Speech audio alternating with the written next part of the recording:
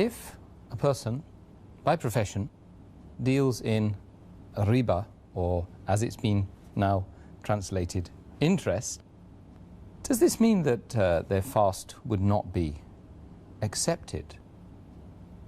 As far as riba is concerned, riba is a major sin. It's Gunaya Kabira. And riba has been mentioned in the Quran in no less than 8 different places. Allah mentions it in Surah Al-Imran, chapter 3, verse number 130. In Surah Nisa, chapter number 4, verse number 161. It's mentioned thrice in Surah Baqarah, chapter 2, verse number 275. It's also mentioned in Surah Baqarah, chapter 2, verse 276.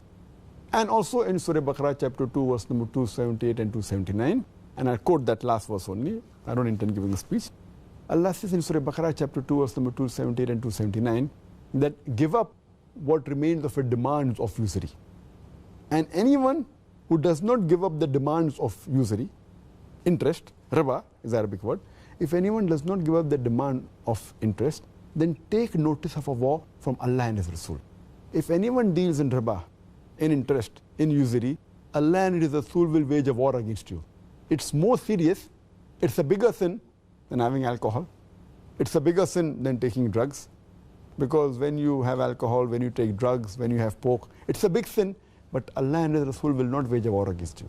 But if you involve yourself in riba, whether take or give, both, when you take interest or give interest, both of them are major sins. So if a person is involving in riba, it will not break the fast per se. Because I've told you things that break the fast. I've already mentioned total 10 things. So this does not come in that, but it's a major sin. A person should abstain throughout his life, especially in the month of Ramadan, which is the month of forgiveness, month of blessing. It will only reduce his reward. What reward he gets for fasting, his fasting will not be nullified, it will not be invalidated, but the reward will be reduced. And as the beloved Prophet Muhammad said, the Sahih Hadith in Sahih Bukhari, volume number 3, in the book of fasting, Hadith number 1903, the beloved Prophet said, a person does not leave his false actions and false talks. Allah does not require him to leave his drink and eating. The person who does not abstain from doing wrong things, saying wrong things, haram things, Allah does not require him to leave his eating and drinking. So based on this, it is haram. His reward for the month of fasting will be reduced. It may be nullified also.